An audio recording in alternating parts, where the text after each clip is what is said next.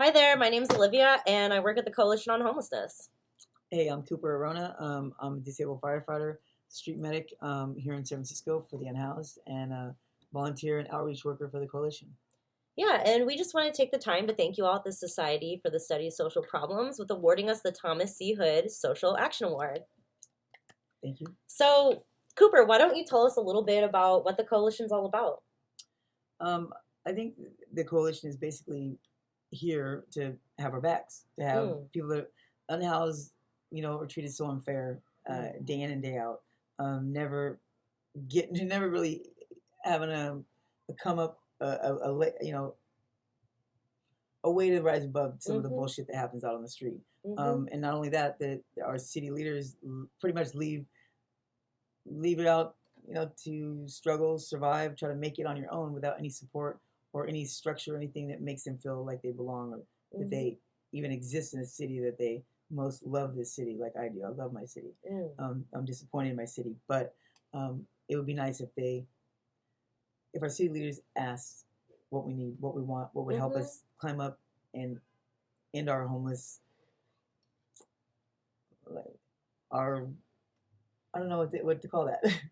Yeah, well, I think kind of what you're getting at is that the coalition is based on the principle that unhoused people are the experts on Yeah. homelessness.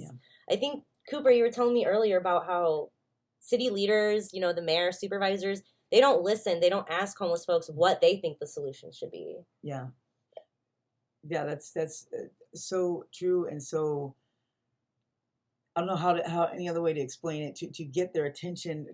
I mean, we scream and yell, we coalition, we protest, we send out, these signs to our city leaders, the things that you would think that they pay attention to, but they don't. You know what I mean? We even have coalition even has a street sheet that it's a paper, and yet our city leaders refuse to hey, pay attention to what's in it, because right now people are suffering on the street and they're being ignored by their city, the city that they love, and they shouldn't be ignored. They should be instead our city leaders should be walking on the street, asking questions, saying, "Hey, what can I do to help you? What will make your life better? What can we do as your city to Mm, make your life better?" yeah. And so the Coalition on Homelessness in San Francisco holds a pretty unique space in terms of being a nonprofit that doesn't get any government funding, city, Nothing. state, or federal. And Yep. this is so we can stay true to our mission of centering the voices of those who are experiencing homelessness in the policies, the decisions, and the discussions around homelessness here in San Francisco. Mm-hmm. One example of this is with the quality of life laws that are Mm-hmm. around San Francisco and many other cities and states in the United States. Cooper, why don't you tell us an example of what these quality of life laws are?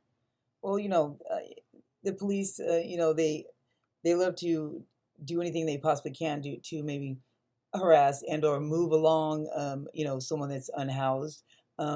They Yeah, there's a no sitting on the Mm-hmm. sidewalk. You sit and lie. You can't sleep in your car. You can't, um, have a tent. Where you can feel safe, and you can have your own little space in a park or somewhere Mm-hmm. where you feel like you can not get robbed, something bad happen or something. That little tent is some people's like their castle, and the cops come along, they cut the tents open, or they have a person move along, whatever. They get misdemeanor tickets, they jail time, fines. I mean, there's things that just end up leading to more trouble and issues down the road, which warrants so most unhoused folks that I know have 60, 70, quality of life tickets like this that they can't pay. So all it is doing is just Mm-hmm. making it harder to exist in the city that they love. Yeah. And in 1996, our work at the Coalition on Homelessness led to the DA dropping 40,000 of those quality of life laws. Mm-hmm. So that way, homeless folks today are getting less quality of life citations than they Mm-hmm. were 20 years ago. Yeah. Yeah. Um, so our work has also led to the creation of a bunch of other things. So, for example, we helped create the the Shelter Client Advocate Program, which is out of the Eviction Defense Collaborative. And that's where if you've been exited or unfairly kicked out of a hotel, an independent advocate can help get you back into that shelter. And I misspoke. I said Yeah, hotel, not yeah. shelter. Because we're hoping for hotels, but pretty much, right now. So it's all on our mind right now. So yeah, True. but yeah, the shelter issue that some staff can just kick you out just for no reason. So, and that's what that is in place for so an outside source to fix it so they can get back in and hopefully get permanent housing. For sure. Another thing that the coalition helped to create is the Community Housing Partnership, which helps to helps to house thousands of those who are formerly homeless into permanent housing. And another place that we've helped to create is the Mission Neighborhood Resource Center, where Cooper actually works. Yeah, we have on Thursday nights we have a ladies' night where unhoused women can come to a safe place. They if it's 2 hours, but those 2 hours seem like a whole 24 hours. We do clothing exchange.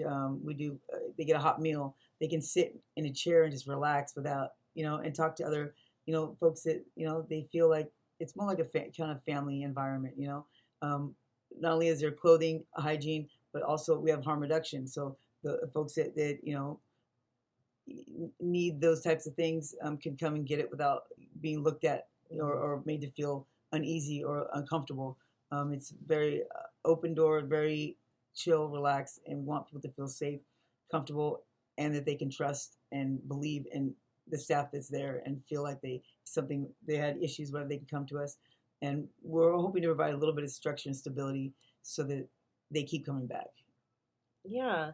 So we just wanted to say thanks for sustaining our work. One of our most recent victories is when we went to the ballot in 2018 with Proposition C, Our City, Our Home. That taxes the wealthiest corporations in San Francisco that make over $50 million, and it allocates $300 million just to homelessness here. Yeah. So we just wanted to say thanks for supporting this work. So that way we can sustain this work for years to come. So from all of us at the small ragtag, coalition, we truly appreciate your generosity and support. Thank you. And if you want to learn more about the coalition, where do people go? Go to the coalition website, and you can. Which is what? COHSF.org. Yep. Check it out, and you can learn a little more, and it's good. Learning is power, right?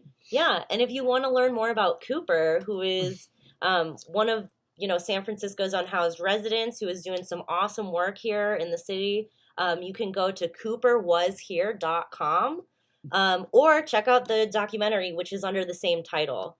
So thank you so much from all of us here, and we hope you all have a good one. Thank you. Have a wonderful evening, day, and make it matter.